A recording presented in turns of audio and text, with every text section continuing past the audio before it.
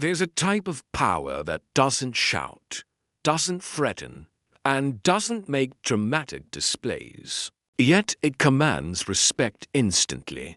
It makes people think twice before challenging you. It creates an invisible barrier that protects you from those who would test your boundaries or waste your time. This is the psychology of intimidation without aggression. Most people think intimidation requires anger, loud voices, or physical dominance. They're completely wrong. The most intimidating people in the world are often the quietest ones in the room. They understand something that loud, aggressive people never learn. True intimidation comes from psychological presence, not physical force. Today, we're going to explore how to develop this subtle but powerful form of influence. You'll learn why calm intimidation is more effective than aggressive intimidation, how to project authority without becoming a bully, and most importantly, how to protect yourself from those who would take advantage of your kindness or perceived weakness. But first, let's understand what intimidation really is. At its core, intimidation is the ability to make others consider the potential consequences of their actions toward you before they act. It's not about making people fear you personally. It's about making them respect the boundaries you've established and the standards you maintain. Niccolo Machiavelli wrote extensively about this concept. He understood that a leader could command respect through presence alone, without ever raising their voice or making threats. The key was projecting certainty, competence, and unwavering commitment to one's principles. This type of intimidation serves a protective function. It keeps toxic people at a distance. It prevents others from testing your boundaries. It saves you from countless conflicts by making it clear that you're not someone to be trifled with. It's not about being mean. It's about being formidable. Let me break down the 5 elements of psychological intimidation. Element 1. Unshakable composure. The most intimidating quality you can develop is the ability to remain completely calm under pressure. When someone tries to provoke you, manipulate you, or push your buttons, and you respond with perfect emotional control, it sends a powerful message. It tells them that their tactics don't work on you. It suggests that you've dealt with far more challenging situations than whatever they're presenting. It implies that you have resources, experience, and inner strength that they haven't correctly assessed. Practice maintaining neutral facial expressions during conflicts. Don't smile to appease others, but don't scowl either. Keep your voice level and your breathing steady. This composure becomes armor that deflects attempts to destabilize you. Element 2. Strategic silence. While aggressive people fill every moment with noise, truly intimidating people understand the power of strategic quiet. They speak when their words will have maximum impact, and they remain silent when others expect a response. This selective communication creates psychological pressure. When you don't react to provocation, others start wondering what you're thinking. When you don't defend yourself against accusations, people begin to question whether the accusations have merit. When you don't argue back, observers assume you're operating from a position of strength. Use silence to let others reveal their true intentions.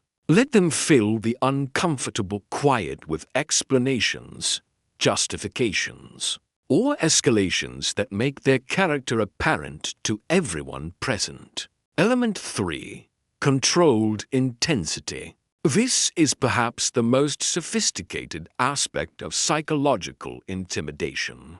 It's the ability to project focused energy without hostility. Think of it as laser-focused attention rather than scattered aggression. When you need to address someone's inappropriate behavior, give them your complete, undivided attention. Make eye contact that's direct but not aggressive. Speak with quiet certainty rather than loud emotion. This concentrated focus often feels more intimidating than shouting, because it suggests controlled power rather than emotional reactivity. Element 4. Consistent boundaries. Nothing is more intimidating to boundary pushers than someone whose limits are absolute and non-negotiable. When you say no, it means no, not maybe, not negotiable, not subject to pressure or manipulation. This consistency teaches others that testing your boundaries is pointless.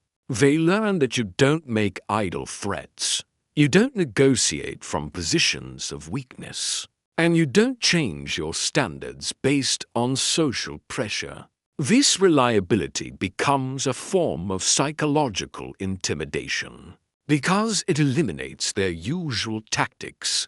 Element 5. Demonstrated competence. The most sustainable form of intimidation comes from proven ability. When people know you're highly skilled, well-connected, or exceptionally competent in your field, they naturally hesitate before challenging you. They understand that you have resources and capabilities they may not want to test. This isn't about bragging or showing off. It's about quietly building a reputation for excellence that speaks for itself. Let your work, your results, and your track record create the intimidation factor. Now, let's explore how to apply these elements in specific situations. In professional settings, psychological intimidation manifests as quiet confidence during meetings. You don't speak just to fill silence, but when you do speak, others listen. You don't argue with every point, but when you disagree, your objection carries weight. You don't seek approval for your decisions, but you're willing to explain your reasoning when appropriate. This approach makes colleagues think carefully before wasting your time with trivial matters or attempting to manipulate you with office politics. They recognize that you operate at a different level and adjust their behavior accordingly. In personal relationships, healthy intimidation looks like having clear standards and maintaining them consistently. You don't accept disrespectful behavior, regardless of the relationship's history. You don't compromise your values to keep peace. You don't explain or justify your boundaries. You simply enforce them. This creates respect from those who deserve to be in your life while naturally filtering out those who don't. People learn that attempting to manipulate or disrespect you is ineffective, so they either treat you properly or remove themselves from your circle. In social situations, psychological intimidation appears as being comfortable with yourself regardless of others' opinions. You don't seek validation or approval from the group. You don't change your personality to fit in. You don't laugh at jokes you don't find funny or agree with opinions you don't share. This independence from social pressure makes others more careful about how they interact with you. They realize you can't be easily influenced by peer pressure or social manipulation. Here are specific techniques for developing this type of presence. Technique 1. Master your non-verbal communication. Stand straight, move deliberately, and occupy space confidently. Avoid nervous gestures like fidgeting, touching your face, or shifting your weight constantly. These small movements signal insecurity and undermine your intimidation factor. Practice maintaining comfortable eye contact without staring aggressively. Learn to project calm energy through your posture and breathing. Your body language should communicate strength and stability. Technique 2. Develop selective responsiveness. Don't feel obligated to respond to every comment, question, or provocation. Choose your battles strategically. Respond when it serves your interests. Ignore when engagement would be unproductive. This selectivity makes your responses more impactful when they do come. People start to realize that earning your attention and reaction requires meeting certain standards. Technique 3. Speak with precision. When you do speak, make every word count. Avoid filler words, unnecessary explanations, or rambling justifications. Say exactly what you mean with clarity and conviction. This directness can be intimidating to people who are used to dealing with others, who speak imprecisely or apologetically. Your clear communication signals confidence and competence. Technique 4. Maintain emotional independence. Don't let others' moods, opinions, or behaviors dictate your emotional state. If someone is angry, you remain calm. If someone is trying to guilt you, you stay centered. If someone is attempting to shame you, you remain confident. This emotional stability is deeply intimidating to manipulative people because it neutralizes their primary weapons. They rely on emotional reactions to control others, and when those reactions aren't available, they lose their power. Technique 5. Demonstrate outcome independence. Show that while you have preferences, you're not desperate for any particular result. You'd like the job, but you don't need it. You enjoy the relationship, but you can be happy without it. You want the deal to work out, but you're prepared to walk away. This independence gives you tremendous negotiating power and makes others hesitant to test your limits. They understand that you have options and won't accept poor treatment out of desperation. It's crucial to understand the difference between intimidation and aggression. Aggression seeks to dominate others through force or threat. Intimidation seeks to establish respect through strength and competence. Aggression creates enemies and escalates conflicts. Intimidation prevents conflicts and earns respect. Aggressive people are often insecure individuals compensating for feelings of powerlessness. Intimidating people are typically confident individuals protecting their peace and maintaining their standards. The energy is completely different, and the results are completely different. The goal isn't to make people afraid of you personally. It's to make them respectful of your boundaries, careful with your time, and thoughtful about how they interact with you. You want them to think, "This is someone I should treat with respect," rather than "This is someone I should avoid." Here's what happens when you master psychological intimidation. Toxic people naturally avoid you.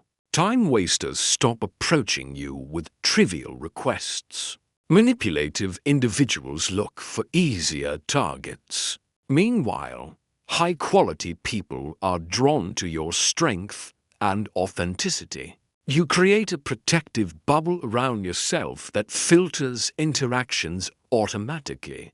Only those who can match your energy level and respect your standards gain access to your time and attention.